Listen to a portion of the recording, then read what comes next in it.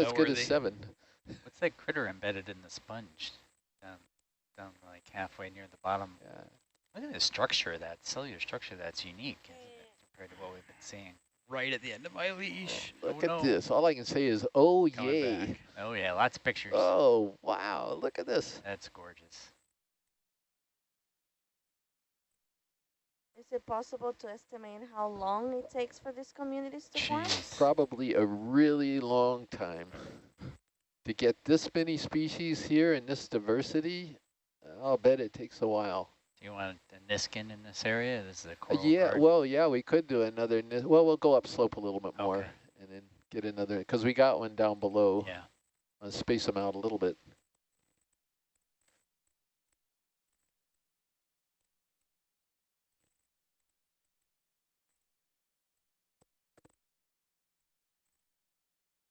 Wow, they're all so different.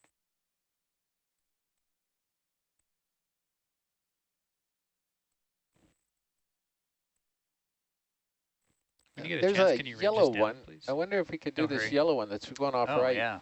Just to image it. See this? I couldn't try to draw it, but there's a yellow one to the right of the screen. Right of the screen. Oh, sorry. Yeah. See if it's sure. Oh, just coming into frame now. Yes, that's it. It just looked different. Could be a black coral. I'm not sure. Guy right there. Yeah. Can the viewer see your telestrator, Chris? Go ahead and zoom. I don't know. They can see the real thing. This is a yellow bamboo. Really? Oh, yeah. Yes, it is. And we've sampled this before, but let me see if I can come up with the name of it.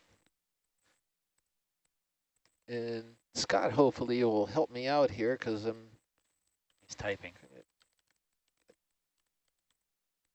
Cool. I think it's S1 clade is what it is, a Cratoisidini S1. Is that correct, Scott? He was saying he wasn't sure whether that was a zoanthid. Sorry, I was looking at my iPad before yeah, I'm not sure, so maybe it isn't that. We'll have to wait. Oh, these unbranched isidades are gorgeous. This is such a dense coral garden. This is amazing. Yeah, this is sponge. it. Sponge. This is what really gets me excited. Wow, look at that. Even more so than sponges. Look at the view from Argus. Oh yeah, look at that Argus view. You can see how dense the animals are. The sponges show up a lot more clearly from a long distance than the corals. They're vivid. Yeah. This is oh my goodness. Oh, look at these big. Jeez. Looks like one of those weird lounge chairs. Those yes. space age lounge chairs. Swedish lounge chair. Good job, Chris, picking a site. Oh, everyone, 1 out of 10, I managed to get one. And you can see there's not nearly as much sediment on the substrate here, not as much marine snow, so the attachment's good. Yeah, and the current is stronger. Current's strong. We know that these factors all come into play, but then how do you predict where you go, where you're going to find all these? Yeah, what's the common theme? I guess that's the question. Yeah, so Scott was thinking it could have been a zoanthid overgrowing that, these yellow zoanthids are kind of deceiving because he thought the branches looked a little big for that yellow bamboo. So, okay.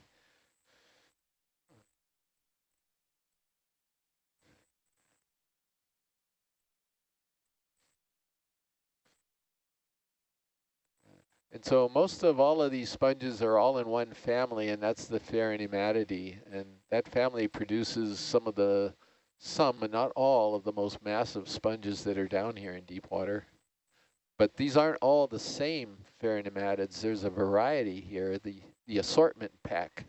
Yeah, most definitely. Would this be considered a sponge garden or a No. coral garden? Or how about a sponge and coral garden? Yeah. Yeah, it's both. I mean, there's a variety of different sponges, and there's clearly a very large variety of corals. It's a mixed garden. In fact, I wouldn't use garden for this because this is so extensive so far. It's not really a garden. It's a community. And this is in Don Quixote Northwest, right? Excuse me? This location is Don Quixote Northwest? That's correct. One time I referred to these as a deep sea city because they're so extensive and so dense, and they support so many other animals. And these large sponges and corals house or provide structure and homes for so many other animals. It just seemed to me that this is like an a deep ecosystem. Yeah, it's you know, we can't see it because there's so many animals here, but in amongst all of these corals and sponges, you would find all types of crabs and brittle stars and sea stars and, you know, everything like that. It's amazing. Yeah, it is amazing.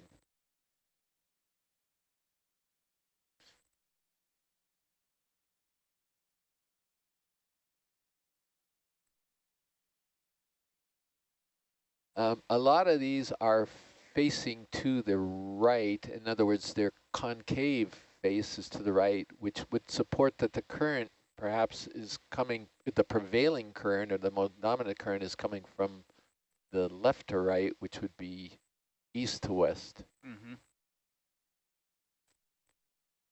And by prevailing, I mean these sponges are going to orient to what is the most common current direction is what I mean by prevailing. Even though the current will switch around here, they're going to start to grow for the dominant. They're going to grow in a manner to take advantage of what the current is doing most of the time. And this is really demonstrative of the sponge, how it the flow goes through the area of the opposite of what you think it might be. Yeah, it's coming from left to right, right. And it squirts out this side. Squirts out the side with the larger holes. Where from the east to the west. This is the intake, or this is the? That's the outtake. Oh, okay. Outflow. Yeah, outflow. That means the prevailing current comes from the southwest. Is that right? According to this one, I'm looking. Wait, hold on. I'm looking north. Confusion. You're looking 045, so northeast. I'm looking northeast, so it's a northeast current. Yeah, and that's exactly the way it should be, because that's the M2 tidal current is sort of the dominant, one of the dominant current flow features down at these depths, we think. And you know, it's very complex. I look at it very simplistically, but I think the general direction of the M2 tide in Hawaii is northeast to southwest. Northeast to southwest? Yeah. That's the opposite of what we're seeing then. Yeah, well, it can go back and forth, okay. But what I'm saying is that sort of line or plane. Yes. And there may be an oceanographer that just is cringing right now and gritting his teeth when I'm saying that, but... Or her teeth.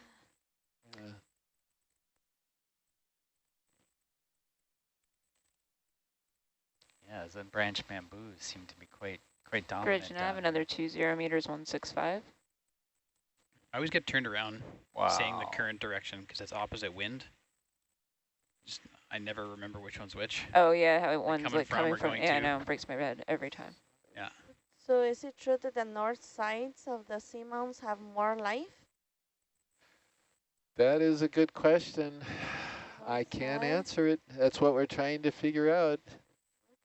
And that's why we're trying to do these ridges and all the different sides of these seamounts to try to get a handle on that. What is the pattern? That's the big question. Why did this community develop right here? Well, we know that there's good current flow, and we know that there's good consolidated substrate here. But what other factors are involved?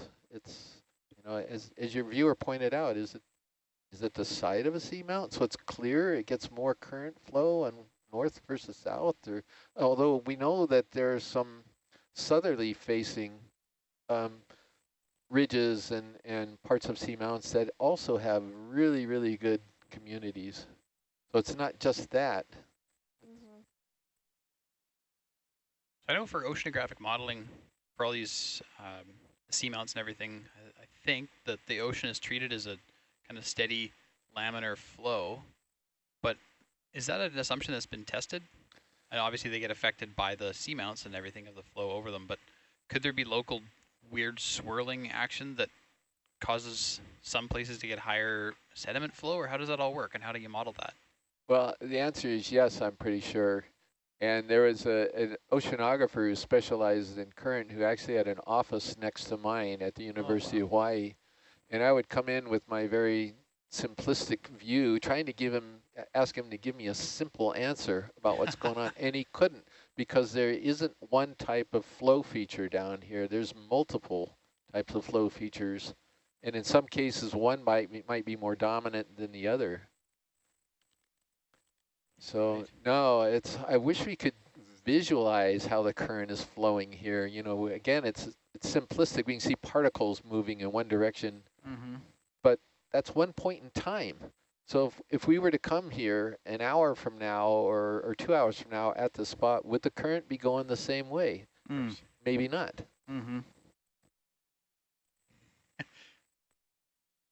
Chris, so the concave side is the outtake. That just seems so strange.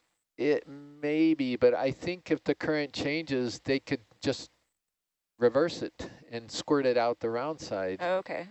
See, the larger the holes in the sponge, that's usually where the water's going out, but they have large holes on both sides, and they have what's called a sieve plate covering those holes. So I think they're all kind of designed where they can do either direction. What does the concavity get them then?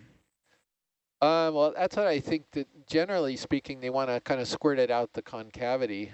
But there's some hypotheses about these shapes where there's I think it's called a Venturi effect, where you get turbulence. Maybe no, not a Venturi effect, but you get turbulence caused around those concavities that keeps things sort of closer to the sponge and I don't know. I'm way out of my depth here. So it's Wow. This is amazing. So many Sponges sponges. forever. Our viewers are wondering if there is a recommendation for a reference to help identify the sponges.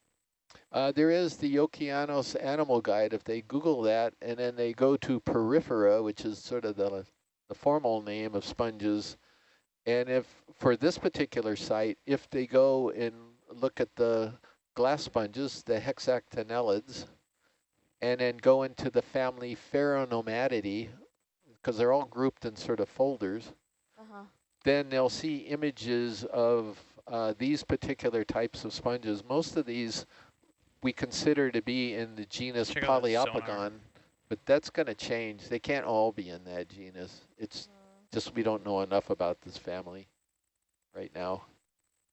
And one of our viewers is wondering if a sponge gets too big that it topples over. And that viewer is correct. That can absolutely happen. And you can also get these big internal waves, deep waves, that can come that are very, very strong, that can actually knock sponges off.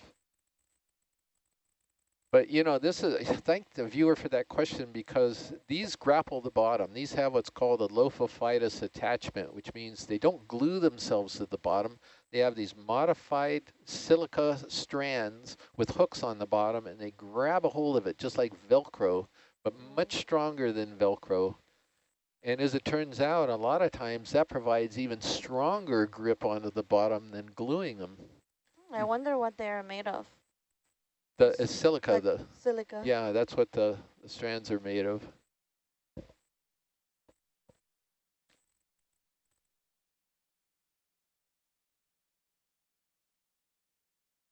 Wow. And also you'll notice how these communities kind of change. So there's not as many of those sort of fan-shaped bamboos as we were seeing when we first landed. We're getting a few, but this has more of the unbranched bamboos that seem to be a little bit more dominant. Yeah, definitely more dominant. So look, these sponges right here have their concavity facing 180 degrees out from the ones we just saw. Yeah, and I think this would support your thought about water swirling on this thing. It isn't necessarily all in one direction, so if you go up a little bit, maybe it's swirling around this thing. I don't know. Right. Yeah, really hard to say without multiple instruments for multiple days. Yeah. Weeks, months, years. Yep, exactly.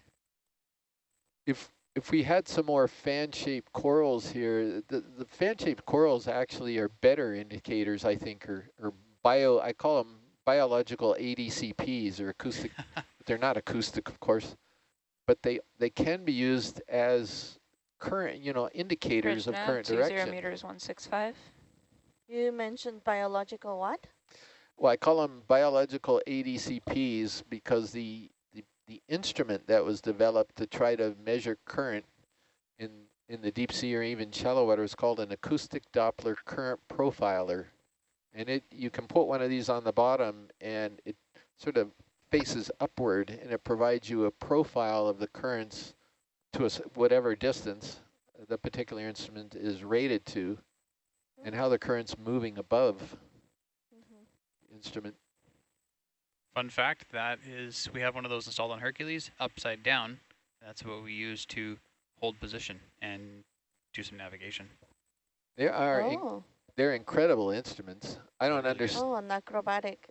Hercules is also acrobatic, like the snail. Few less backflips. So maybe we could drop down a little bit more, pilot, just so we can see some of the smaller stuff. Yeah, I'm going down slope now, so this is about as low as I can get without dragging my bumper on sponges. I got you. Okay. Are the fish scared away from the lights and noise of the ROVs? Not necessarily, but this is not what we would consider to be a fishy habitat. Because it's mostly rocky and no sedimentation. Right. At least that's what we think.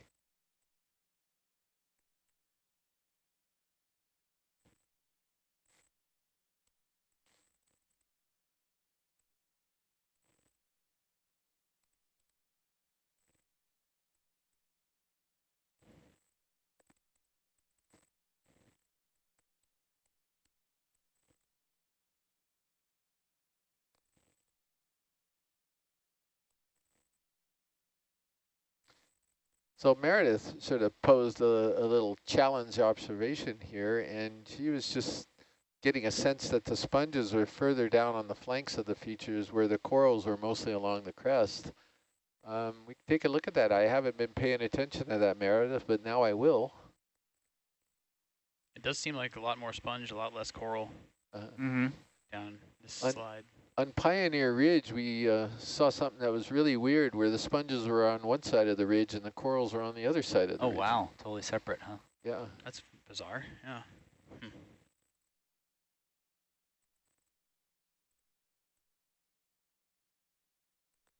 We haven't seen any of those tall stalk sponges in this area either. No, I think the current's too strong for them. Too breezy. Huh? Yeah, too breezy. And look at that big boy. The yymmdd are like more secure. Bridge nav, yeah. Another 20 meters 165.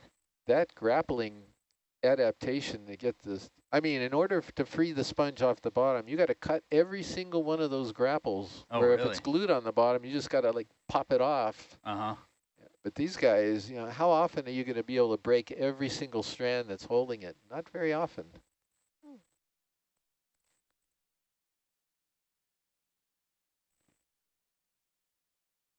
I am in sponge heaven here. I'm also in coral heaven here too. I just like to see the transition in the communities too, where you'll see a whole batch of one thing and you go up a little slope a little bit more and you'll see another whole batch of another thing. Mm-hmm. Little microclimates. Yeah, exactly. So are all these little kind of squiggly line corals, they're all the same species? Yeah, well, I don't know if they're all the same species, but most of them are bamboos. There are probably some unbranched primnoids in there too, I think. I think I saw some when we first landed, and this is presumably a big Paracalyptrophora. That's a primnoid, these fan shapes. And look, the fans are kind of facing straight up, right? Yep. Mm-hmm. So it's possible the current is right here. And see, the sponges are as well. Yeah. What's that? Yep. See, the sponges are facing upslope too. Upslope, downslope, not sideways. Well, we're almost at the summit. Oh, okay. I mean, we were at the summit in the saddle. The saddle, yeah. Fell off the saddle, and then now we're like the summit is right here. But we're still facing due south, is that right? I'm facing southwest right now. Oh, southwest, okay. Kind of the same orientation they've had. Okay. Actually, you can see in Argus view how I'm the fall off the far side of that ridge. Oh, yeah. I see. Okay. So we've been riding along the top of this ridge, and I kind of just dropped off to the left side there. Okay. I got you. Would we find many symbiotic organisms living in these sponges? Oh, it's fast current. Yeah. So if we did a close-up of the sponge, we'd find some crabs and some brittle stars and some shrimp that really like. I mean, these sponges provide such marvelous shelter in homes because a lot of them have big holes that they can crawl into and be totally protected. Look at that one, kind of a twisted sponge, the mutant sponge.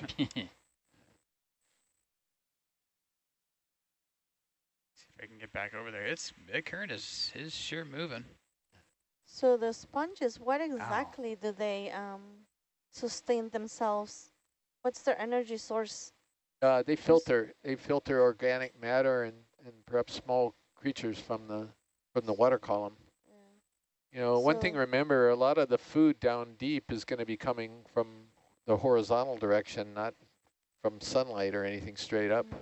You know, yeah, stuff is falling down, but the currents are moving it sideways, so a lot of the animals here are oriented to filter sideways. These bendy ones, these leggy ones, they just can turn, if the current shifts, they can just spin in the opposite direction. So corals and sponges are producers? Are they considered producers? Or no, not in the same sense of terrestrial producers. Just 180.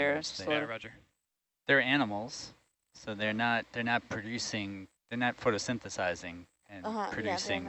Yeah, they're eating. Yeah. So Scott made a couple comments here. I've been so enamored with the video, I've been ignoring the chat. He said that the way you can tell the unbranched primnoids from the bamboo whips is they should be a lot straighter, and he's absolutely right. I wasn't even thinking of that.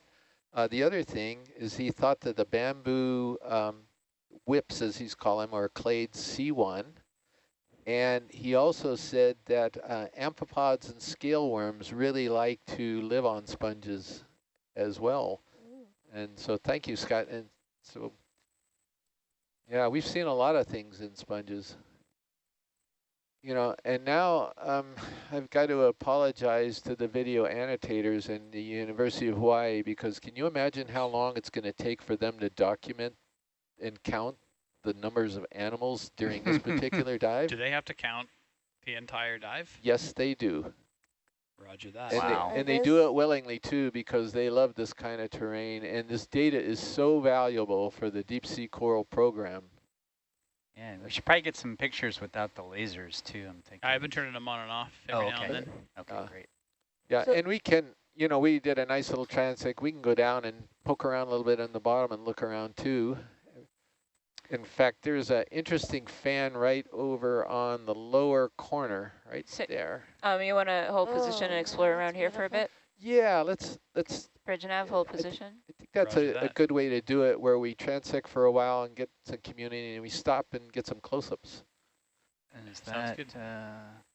So when would we be able to see that quantifiable data?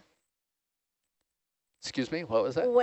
How long would it take for us to get the numbers, the exact numbers of organisms in an area? Well, it's very difficult to get exact numbers. So, for example, all of these whip corals, you know, you can only estimate. I mean, you can get them. Yeah, just a moment. I want to take a look at this. And is that a fish? Is that one of No, that's a sea star. Sea star. That's probably evoplosoma, but I'll take a look. Current. But for this is probably a primnoid, and it could be Narella, something like Narella Bowersii. And that's what I wanted to check on. That sea star is a coral predator, and boy, did that sea star wind up in the right place. Oh, yeah. It's a smart sea star.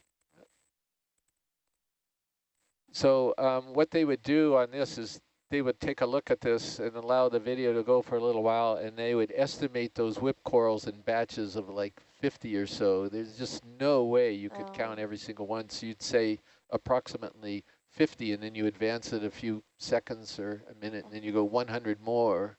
It's the only way to do it, and it's a rough estimate of the abundance. But it's impossible to count all of these. They use something like quadrants? I know quadrants are used in the Yeah, they use sort of land. mental quadrants, I think, because they'll freeze the frame and they'll get a count and then they'll move it, but they just can't. You know, they'd never be able to count this if they stopped and tried to go 1, 2, 3, 4. Yeah, they need a telemarker. Yeah.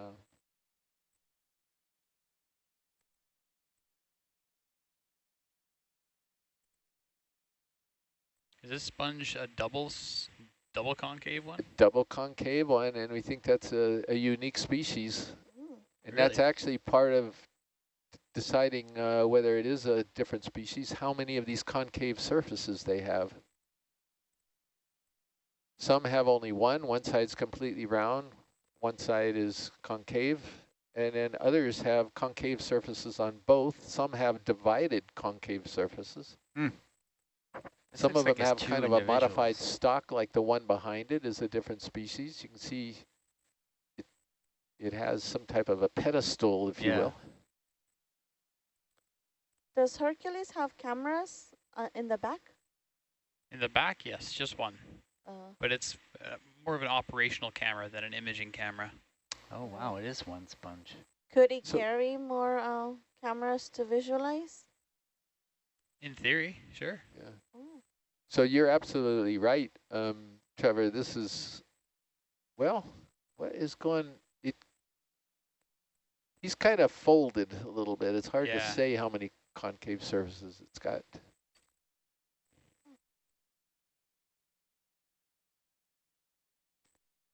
All right, so how many of these whip corals right now, if you had to count that, I would go 30 maybe even more than that. 47. 47. 63. Wow.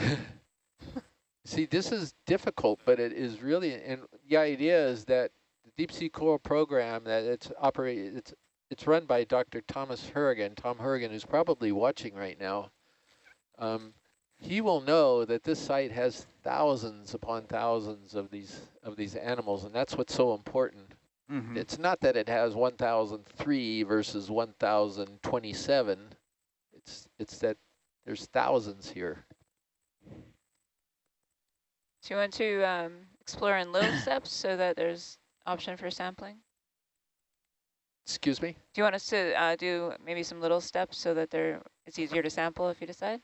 Yeah, and then, if we could spend a little time. Is the current too strong to really get too close to the bottom? It's, well, I'm headed down slope again now, but yeah, it's not trivial, but it's manageable. Yeah, just sort of do what you can. I mean, this is very valuable, these surveys, even if we are a little bit high, it's still extremely valuable information. Well, our viewers are really having fun watching all of this diversity in the ocean floor. Yeah. The viewers today, boy, you're getting a now. treat, I'll tell you. You don't see these communities very often. You guys picked a good one to watch, I'll tell you. Yeah. I'm honestly a little turned around. I think I want to go more like 135. Is that right, or am I crazy? 273. One of our viewers says, I'm autistic and I will count all of the sponges and corals for free. Thank you for sharing that. Yeah, thank you. 270. Hard to say. Yeah, there's some slope to my right, which is due north. So back where we came. Yeah, but it'll come up. It's the topography is wrapping slightly off to the port side, I think, according to HIPAC. Yeah, we're trying to ground truth HIPAC right now. Yeah. Yeah. Upslope to the north. So that's why I kind of started following that and going back over. I kept going north. It's not the right way to go. So I think we got to go yonder. Like, I don't know. We either go back where we came upslope or we go downslope. Those corals remind me of garden eels. Let's keep going in the direction we're going, even if it's slightly downslope. It should come back up. This is probably just a little depression. Yeah. Wow. Okay, so what do you think, towards the red spots or like 135? I don't know. I don't really know what to believe anymore. Sure.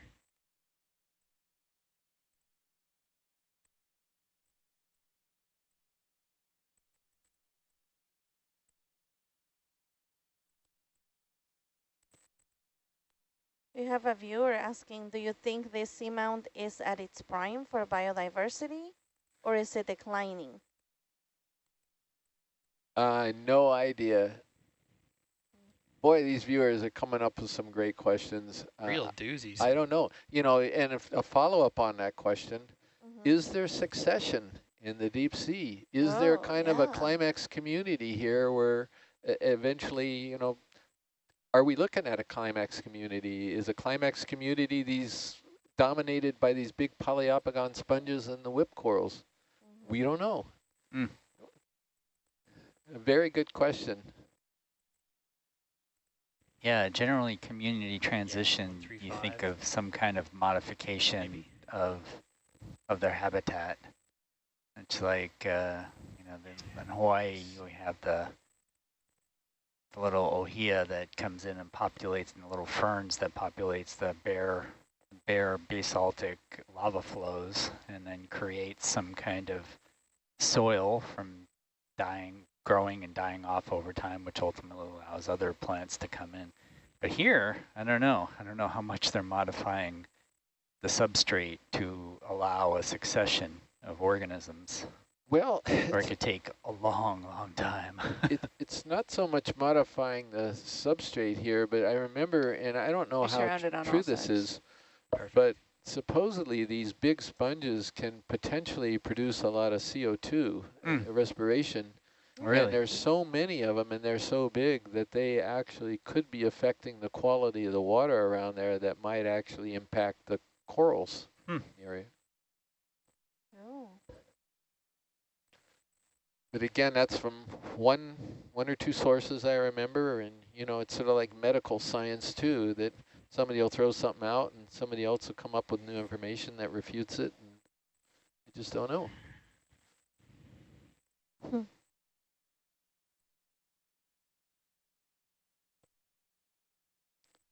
And for all of our viewers wondering how deep we are, if you go to our nautiluslive.org, you can see the live data on the right-hand side of the screen.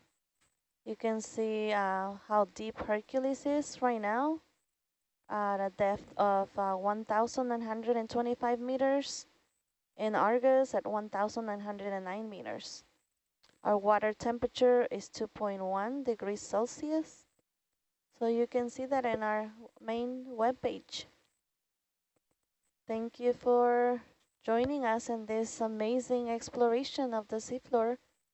Yeah, and I got to think about this a lot because we are going to go south probably this evening in order to avoid these waves if they do appear.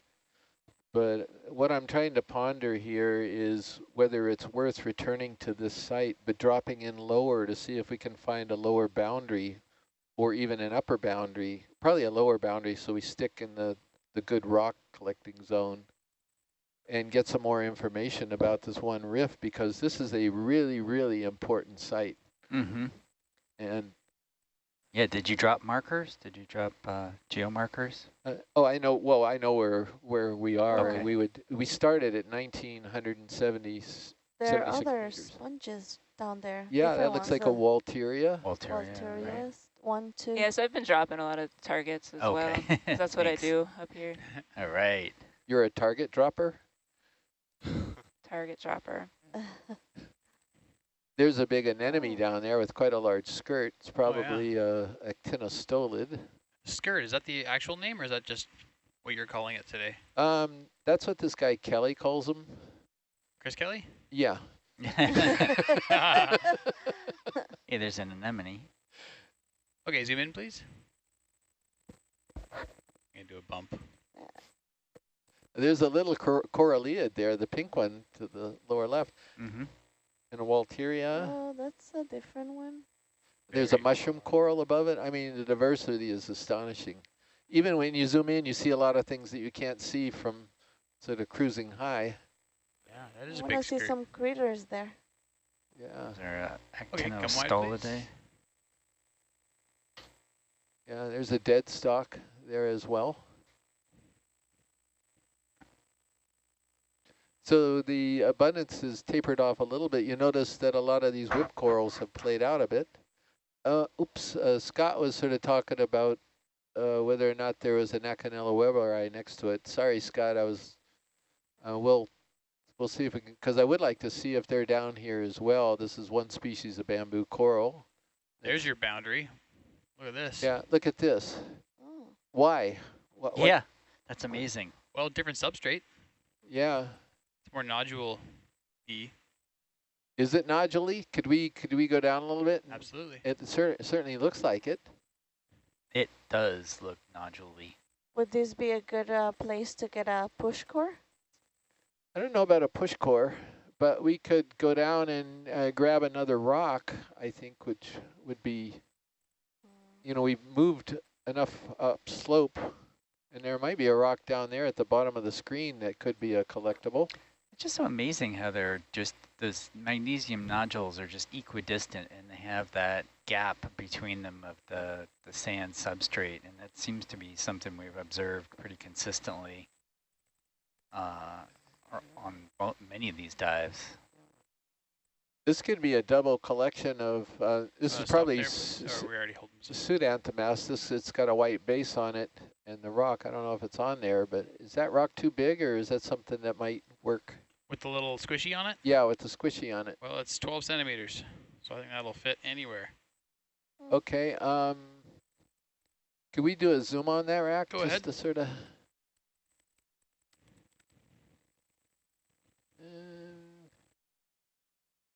It's kind of a little sponge or tunica. Maybe we'll wait a bit, see if we can get a little bit bigger rock. Sure. Or did you want to poke this crust to see if it's solid or not? I'm sure, I'll bet it isn't, but yeah, go ahead and poke it. Okay. Bet it is not solid? Yeah, I don't think it is solid, but maybe I'm wrong. These nodules could be all glued together too. It doesn't look solid to me. Solid, yeah, cool. And that's a perfect illustration of how important the substrate, the character, the consolidation of the substrate is. As soon as we switch those nodules, everybody left the ballpark. So we know that substrate is part of the equation for these communities, and we also know that current is part of it. Would you like to keep moving the ship along then? Yes, please. Okay. And I'll bet if this nodule field plays out and we start getting into, again, more consolidated substrate, the animals will make a miraculous reoccurrence. One of our viewers is asking if sponges can lower 20 the... meter step 135. What was it? What were they asking? If sponges can lower the quality of the water for the corals. Possibly. Does that count as a chemical warfare between species? Possibly. Chemical Yes. warfare between species. I mean, we're not sure, but I think that's a strong possibility. And see, look at this coral. He's nowhere near the nodules or anything. He's on the one kind of consolidated chunk here. Well, Scott was saying here for the climax community with lots of large fauna, a long-term stable substrate, so that explains the boundary, because right now we're in relatively unstable substrate, except, you know, for this one rock sitting here, but the rest of the substrate's pretty unstable. You can really see the attachment points on that sponge. These are the grappling system. Those modified spicules that are called basalia are just... Is that a blackfish right there too? Yeah, with the white dot on the side of the head. Where just passing out of frame on the left. On the left. I didn't see it. Yeah, can we it just passed out of frame on the left. It had a white dot on the side of its head. Was it an eel or a fish or what? It looked more like fish-like than eel-like. It was. Well, buggers, I didn't see them. He was very small. Where's the little rascal? Yeah, let's find it. That's not it. I was so fixated on the attachment of the sponge, of all things. I missed the fish. It's the little white dot in the dark. Anyone have any ideas? Rats. Aaron, our video engineer, has very good eyes to spot them. All right, I will move along then. So, yeah, I've got to pay attention more to the chat. Sorry about this. Kevin mentioned Kevin Conrad, who works with Andrea Bulbus.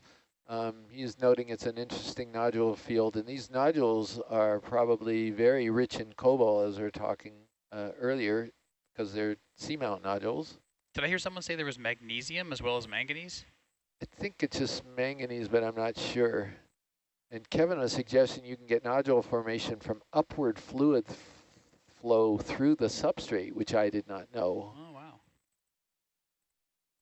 And he was saying likely fluid flow concentrated along the basaltic substrate boundary and rising up in patches of sediment. Huh. There's just so much to learn. It really is. So much Thank to you, learn Kevin. about Really appreciate it. sponges.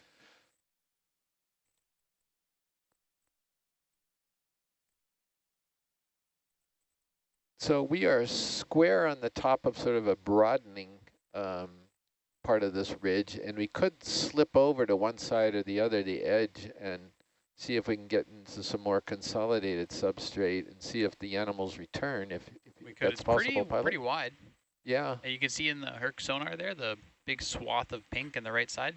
Right. That means we got 40 to 50 meters of flatness in all directions. Yeah, so I'm wondering whether we could angle to, let's see, the side that you think the current's coming from. I keep getting confused. I'm confused again too. I have no idea. Okay, left or right? Would it be left? East to west?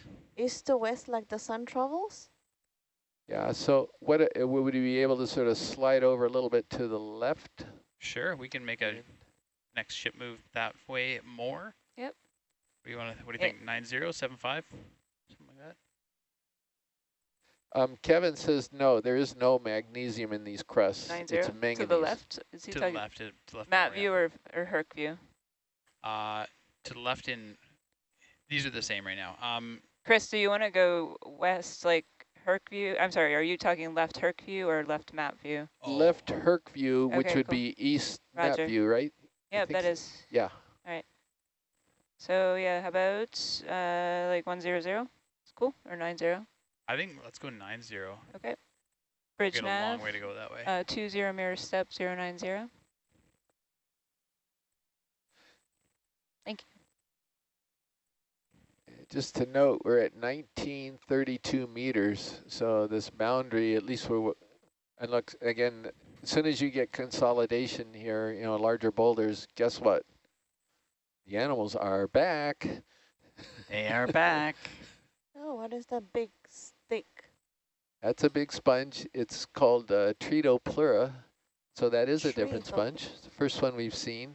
Tritopleura. Yeah, Tritopleura. Tree means tree? Uh, like three? T-R-E, Trito, T-R-E-T-O, and then pleura. And on top of it is a feather star that's called Glycometra. They like these sponges for whatever Use reason. them in the feather star, please. It's Glycometra lateralis. Oh, look at that. The little legs sticking out there too. Yeah. You'll notice that the cirri, the little feet of this crinoid, they're not prehensile, which means they can't do multiple wraps. So they kind of just sort of they kind of have grabber. Oh, there's a crab right there too. Yeah, that's a squat lobster, a chirostylid. Oh, can we get some shots of this Tritopleura? Yeah, I got you. Thank you. Oh, that's beautiful. Yep, see, everybody's hanging out on the rocks. That's where the party is. And here is the science party line. We have a viewer here asking, have you seen the documentary about the sponges? It was absorbing. Oh, God. No. Oh. Wait, we shouldn't laugh and encourage him. I'm surprised. Even if it was funny. Conscious enough to understand that. Oh, That's really funny.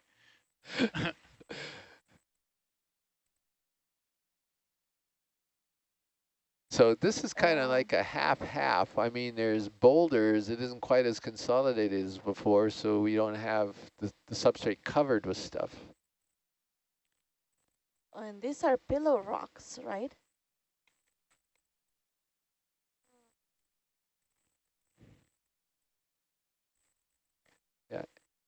Kevin was sort of saying he would normally collect nodules to assess the cobalt and nickel concentrations in these. And you know what? So Kevin Andrea is going to be up next, and that's something you could ask her another to step, same bearing. do. And I think the monument 20 would meters, be interested in the economic mineral assessment done in the monument, because it's interested in knowing what it's protecting, what type of resources. You know, these things are going to be harvested outside of the monument, so it's nice to know that there are some areas of these resources that are inside of the monument that can persist undisturbed.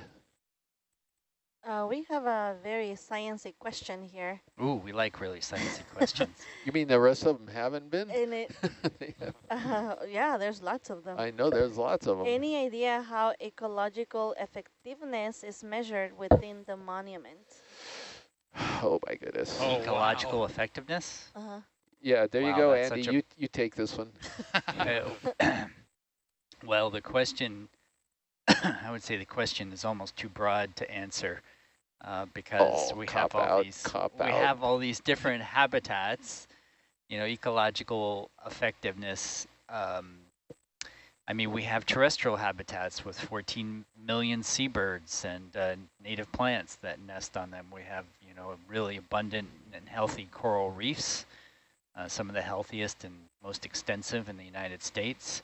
And then we have these incredible, abundant deep sea communities. I mean, each of which are contributing different things, different ecological services to the overall environment. I mean, one of the biggest reasons why we protected this place is because it's in a relatively undisturbed and pristine state, and so we would like to keep it that way. A lot of other areas that are protected are you're in the process of trying to restore them to a healthy state. And that's not the case in Papahanaumokuakea. So ecological effectiveness, I'm not sure I have a better answer for that. But the wildlife seems to vote for very high ecological effectiveness because they use the area so extensively and in most cases do quite well. So hopefully that provided somewhat of an answer. You know, I'm thinking, pilot, this is not a bad place to grab a rock. The animals are a little more spread out, so we're not going to damage very much. Okay. And it seems to be a lot of angular rocks here. Maybe okay, point at your favorite and we'll make it happen. Yeah, if we could get down a little bit lower and have some, so I can see the lasers a little bit better and kind of. Sure. I'm going to go a bit away from here because I would land on several sponges. Sure, yeah. Don't land on the sponges. Do not squish the creatures. No squish the squishies.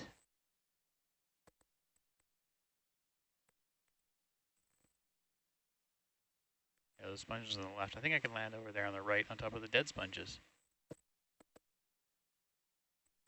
Yeah, that'll be good.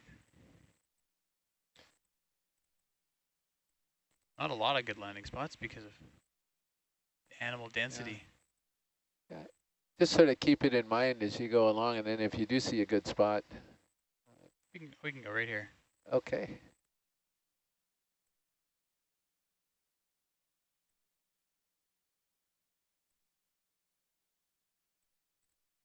Keeping an eye out for some rocks within reach here. Yeah, that's a little big, isn't it? That one over where the lasers are. How about over to this? Is that too flat, you think, or do you think that might have some girth to it? Well, if we pick it up. Almost looks like it's a pillow fragment. Kevin, help us out here. You see any rocks that you think would be really good to sample? And he's typing right now, so if we can sort of pan around a little bit, maybe that, let's see. Let's see, he said, can't see any lines, they seem too large to grab from here. He means the lasers, I think. Oh, they're the lasers, okay. Yeah, that's probably glued in there, right? The one that the lasers are on right now? Maybe. That looks like a pillow fragment to me. I'm just curious as to... Talking this guy? Yeah, that guy. Glue. Oh, nope. It's Did it move? Yeah, oh, yeah. Oh, I don't mean that one. No, that's not a good one. The big one next to it. Oh, that's a big boy. Yeah, okay, let's skip that. I mean... I'm not seeing anything of the right size right in the frame right now. Evan says, what about the red, or the one by the red critter on the bottom left? He said, what about the red critter to bottom left? Yeah, what was, can we? Red critter to the bottom left. left. Yeah, can we pan over to the left a little bit? See what he's. Oh yeah, you can zoom in there. It's kind of small though, isn't it, the rock that it's on or not? Video zoom in, please. And good there. Well, it's not that small. I think he meant something by the red critter. Oh, maybe this rock that's right in front here. This guy. Yeah, that guy. Would that work? Okay, come wide, please. He said blocked by the arm right now. Well, let's see if this one would. Let's see how it looks. Oh, it's free. Can you hold it up and get, oh, I think it's pretty good. Kevin, please let us know what you think about this guy. I'll get lasers on it, and then I'll do a rotation for it too. Start with some lasers. So yeah, 15, 20 centimeters wide. Zoom in, please. He's typing. It looks pretty good. I think we got a keeper.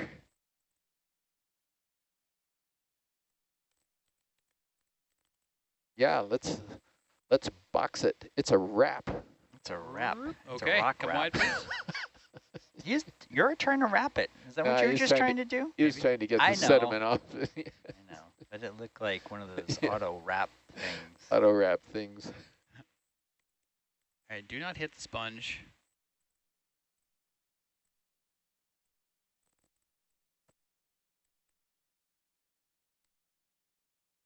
Let's do the spinorama over here.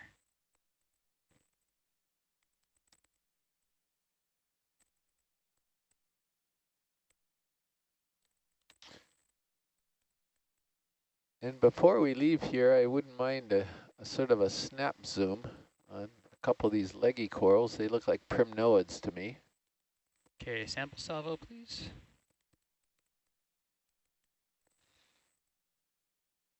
So, which box would you like this in? Probably one of the big ones, I'm assuming? Sure, that would work. Okay. Either one is fine? Yes. Okay, good there. Let's just fill up this one so we have room for the big rocks for a later shift. And just know... Foxtrot.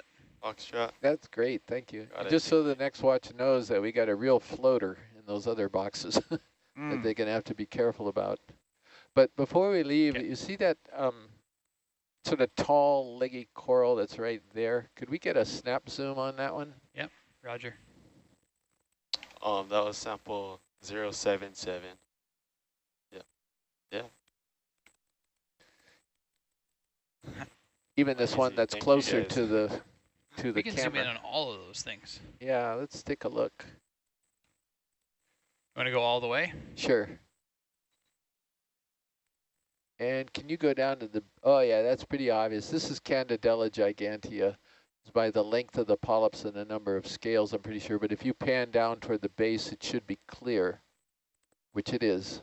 Okay, that's great. That's just why I wanted to confirm that species was here. Thank you. Okay, come wide, please. Are we good to take off, or do you want to do something else while we're here? No, I think we can take off. Okay, great. Thank you. Okay, back to 090.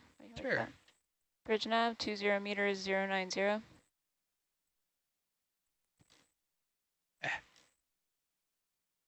We have some more of that goldish colored on the sediment there. You know, where the lasers are right now. Where we saw a lot of that yesterday. I wonder if that's remnants of spicules from sponges, frankly. That oh, good thought. Yeah, I hadn't thought of that. By the way, Scott agreed. This confirms his point that the primnoids are very straight and the polyps are in whorls, and he was making that comment. That's how you can differentiate them from, like this curly bamboo over here to the left. Mm-hmm. So if you know what to look for, you can actually ID stuff. Like, and now we're getting into some more animals. And what did that knock over? And you have a sponge. It's kind of interesting observation to the left. Right. So is the sponge growing on the dead sponge? That's correct. Kind of rude. Well, it's dead, you know. Zoom in, please. It's like a nurse log. Yeah. So the dead sponge is probably one of these Farreid. It's a hard sponge. And it just settled on too small of a boulder. So you see, this, we've seen this before. Well, see, it's not a very big rock that it settled on. And it finally got to the size where it acts as a sail in this current. The current blows it over, and then it's history because it can't filter. And another sponge says, this is a great spot to stop. I think I'm going to settle here. I've got a nice wide base for support. That's wild. So this is another confirmation of how important the consolidation of the substrate is. They just can't survive if they pick too small of a rock. And see this big ferromananid sponge, it's on a big rock, but if it gets too much bigger, it could risk the same fate of getting blown over by a really strong current pulse.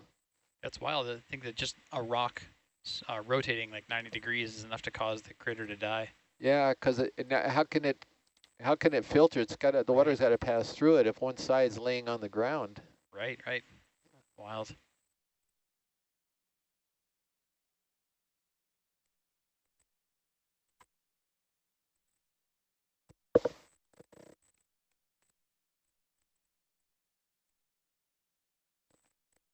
Again, for the viewers, perfect illustration here. They're all choosing the larger boulders and other things and ignoring the smaller sediment and the cobbles and things. So when they attach, are they able to attach and somehow determine you know, quality of attachment site, and if not, then let go and move on, or is it a one-shot deal? It's a one-shot deal, and the ones that wind up on too small of a cobble, and if that cobble rolls around in the current, they're history, so they just don't survive. That's the way I look at it. That's like rapid natural selection right there.